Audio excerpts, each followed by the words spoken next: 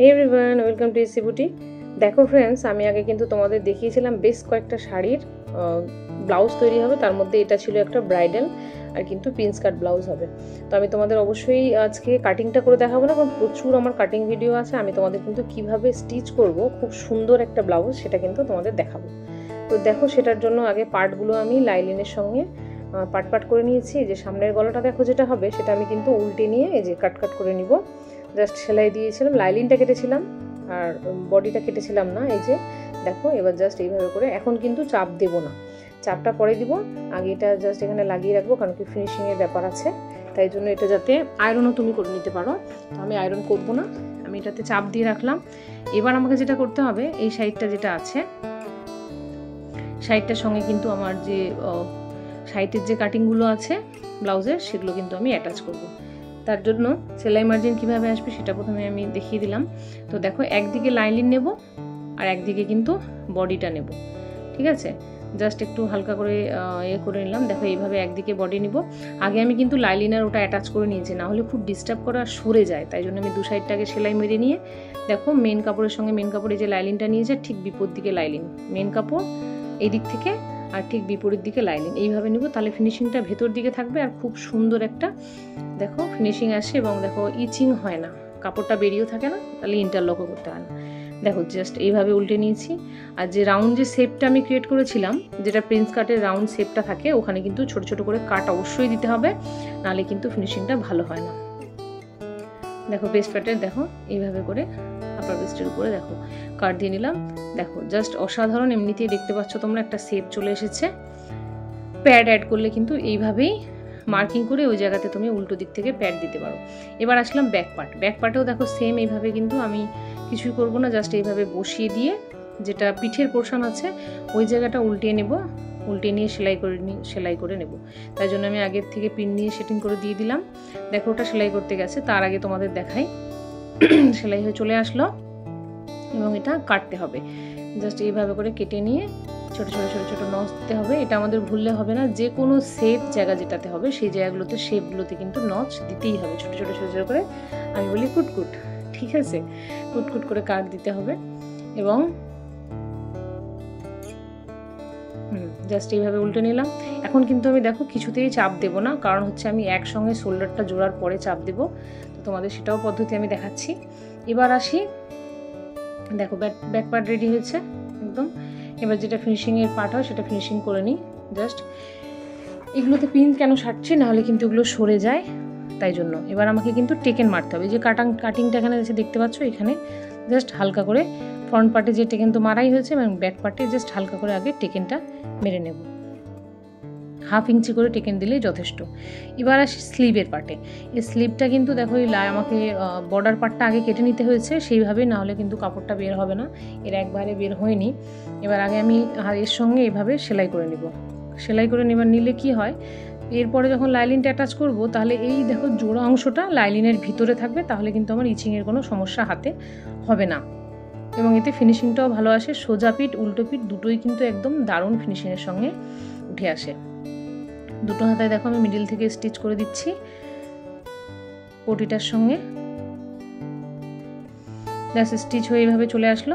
এবার জাস্ট উপর থেকে একটা চাপ হয়ে যাবে। এবার দেখো যে আমার ব্যাক পার্টটা আছে, ব্যাক পার্টের সঙ্গে কিন্তু আমাকে ফ্রন্ট পার্টটা এবার অ্যাটাচ করতে হবে। এবার অ্যাটাচ করার পদ্ধতিটা তোমাদের বলি, যে আমি নর্মালি অ্যাটাচ করব না, কারণ হচ্ছে তার আগে একটা ভাবলাম যে তার আগে পটিটা করে নিই, ব্লাউজের পটিটা করে নিলে কিন্তু কাছাকাছি যে অ্যাটাচ করব সেটা ফিনিশিংটা ভালো আসে। তো অ্যাটাচ করার এটার বাটন লাগাবার জন্য দেখো বাটনের যে পট্টিটা, অ্যাকচুয়ালি বাটন না, হুক হবে, হুকের যে পট্টিটা ব্যাক পার্টে আমরা সবসময় মনে রাখবো যে আমাদের কিন্তু আমরা যেরকম করে ব্রার আমরা এগুলো লাগাই, হুক লাগাই, ঠিক ওই প্যাটার্নে লাগাতে হবে। বাঁ দিকেরটাতে এক্সট্রা রাখতে হবে, আর ডান দিকেরটা কিন্তু ভেতর দিকে চলে যাবে। এই যে বাঁ দিকেরটা দেখো একটু বেরিয়ে থাকবে সামনের দিকে, আর যেটা ডান হাতে আছে আমার সেটা কিন্তু ভিতরে চলে যাবে। এই যে দেখো স্লিপটা হয়ে এসছে। জাস্ট স্লিপটাকে এখান থেকে উল্টো দিকে বসিয়ে দেখো মুখ থেকে স্টিচ মেরে নিব, যেটা মোহরির কাছে স্টিচ মেরে নিয়ে উল্টে নিলে কিন্তু চাপ দিয়ে দিলে ফিনিশিংটা দারুণ এসে যায়।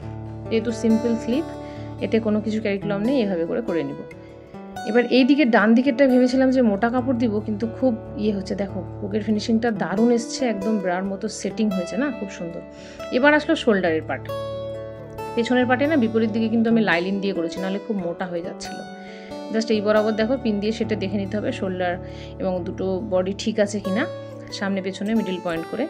তো যাই হোক, এটাতে আগে পিন লাগিয়ে নিও। এটা তুমি চাইলে স্টিচও করে নিতে পারো যদি পিনের সমস্যা হয়। খুব মোটা হয়েছিল বেনারসি যেহেতু ব্লাউজ, আর খুব হেভি বেনারসি ছিল, এটা খুব ভারী, তার জন্য দেখো পিন সেটে নিলাম। এবার দেখো যেটা আমি করব সেটা হচ্ছে যে কিভাবে স্লিভের শোল্ডারটা লাগাবো। শোল্ডারটা সবাই নর্মালি লাগায়, কিন্তু আমি নর্মাল লাগাবো না, যাতে বেনারসি এটা শো আপ না হয়। ঠিক দেখো এইভাবে উল্টো করে নিয়ে লাইলিনের দিক থেকে স্টিচ মারবো কোনাকুনি করে, তার সঙ্গে দেখো একদম এক টানে আমি এই দেখো লাইলিন থেকে একদম বডি পার্ট উল্টে নিয়েছি আমি, নিয়ে এইভাবে করে নিলে যখন ঠিক উল্টে নিব দারুণ ফিনিশিং আসবে। এটা কিন্তু ফিনিশিংটা মারাত্মক আসে, তাতে আমার কিন্তু দারুণ একটা শেপ হয়। দেখো আমার তৈরি হয়ে গেছে। এবার আমি কিন্তু একটু ফিনিশিং দিয়ে দিচ্ছি, যেহেতু সামনের ডিপ একটু দিতে হবে ফ্রন্ট পার্টের, তো স্লিভের একটু ফিনিশিং এই জায়গাটা তোমাদের আর্মের কাছে দিতেই হবে। তো আমি যেটা এখন স্লিভটা পরে লাগাবে, তো আমি এখন চেষ্টা করব যেটা ব্যাক আর ফ্রন্ট মিলিয়ে দিয়ে এবার চাপটা, এই যে চাপটা আমি কিন্তু দিইনি আগে, এবার আমি সুন্দর করে একটা চাপ লাগিয়ে নিলাম। তোমরা চাইলে ভিতর চাপও দিতে পারো, কিন্তু এইভাবে উপর চাপ দিলে যেহেতু বেনারসি হেভি কাপড় আছে, একটা ভালো ফিনিশিং আসে, তাই জন্য চাপ দিয়েছি। এবার এটাতে একটা পিন ট্যাগ করে নেবো, কারণ এবার হচ্ছে ফিনিশিং এর পালা। আমাকে সাইড বডি মারতে হবে। এবার সাইড বডি মারার জন্য যেটা আমাদের করতে হয়, সোজা দিকেই কিন্তু আমাকে এইভাবে সোজা দিকে একটা স্টিচ দিতে হবে। তো তার জন্য মিডিলের যে ফ্রন্ট পার্টের মিডিলের সঙ্গে দেখো এই ব্যাক পার্টের মিডিলটা একদম দিতে হবে, দিয়ে দেখতে হবে যে কোন দিকে কতটুকু করে যাচ্ছে। এবার যদি কিছু এক্সট্রা কাপড় থাকে তো সেটা আমাদের ফিনিশিং করে দিতে হবে। অবশ্যই শোল্ডারে সব জায়গায় পিন ট্যাগ করে করলে কিন্তু ফিনিশিংটা দারুণ আসে, কোথাও কোনো জায়গায় সিঙ্ক বা এক্সেস হয়ে যায় না। দেখো এবার যে এক্সেসটা থাকবে চতুর্দিকে, তাহলে কিন্তু লেন্থ মেপে সাইড মেপে আমি সেই এক্সেসগুলো কেটে দেব। এবার দেখো তারপরে নিচের অংশটা যেটা দেখো এইভাবে আমি কটনের লেস দিয়ে কিন্তু পাইপিং দিয়ে উল্টে দিয়েছি, এবং তারপরে বডি মেজারমেন্ট হাতা লাগাবার পর বডি মেজারমেন্ট দিয়ে দেখো এইভাবে সেলাই করে দিয়েছি।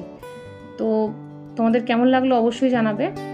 আর যে আর্মের কাছে এই জায়গাটা দেখো আমি ইন্টারলক করে নিব, আর্মের কাছটাই শুধু ইন্টারলক করতে হয়, বাকি দেখো ভেতরের ফিনিশিংগুলো এত সুন্দর যে তোমার বডিতে কোথাও কিন্তু ব্লাউজের কাটিংয়ের সেট কিন্তু থাকবে না। আর কাস্টমারের যার ব্লাউজ ছিল তার কিন্তু দারুণ পছন্দ হয়েছে, সে কিন্তু খুব হ্যাপি। এবং এই যে পিঠের ইয়েগুলো ফিতাতে এখনো লটকন দেওয়া হয়নি, জাস্ট লটকনগুলো লাগিয়ে নিয়েছি, শেপটা কিন্তু দারুণ এসেছে। তোমাদের কেমন লাগলো অবশ্যই জানাবে। স্লিভটা দেখো খুব সুন্দর একটা স্লিভ।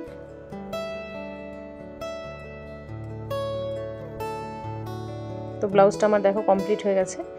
তো তোমাদের কেমন লাগলো অবশ্যই জানাবে। দেখা হচ্ছে একটা আলাদা আবার নতুন একটা ভিডিওতে। এইভাবে দেখো হুকগুলো জাস্ট এইভাবে লাগিয়ে নেবার পরে তোমাদের আমি গোটা এটা দেখাই, লুকটা দেখো, এটা বেশ অসাধারণ। সামনে থেকে কিন্তু আরও সুন্দর লাগছিল, এবং আমার ক্লায়েন্টের খুবই খুশি হয়েছে। ওর ফিনিশিংটা চেস্টে গিয়ে দারুণ বসেছিল, ও খুবই খুশি হয়েছিল, ওর খুব পছন্দ হয়েছে। এবং ও আমার রেগুলার কাস্টমার, ও কিন্তু রেগুলার আমার কাছ থেকে ব্লাউজ এইভাবে বানিয়ে যায়, সব রকমের ব্লাউজ, বম্বে কাট এবং এগুলো। তো দেখা হচ্ছে নেক্সট ভিডিও। Thank you.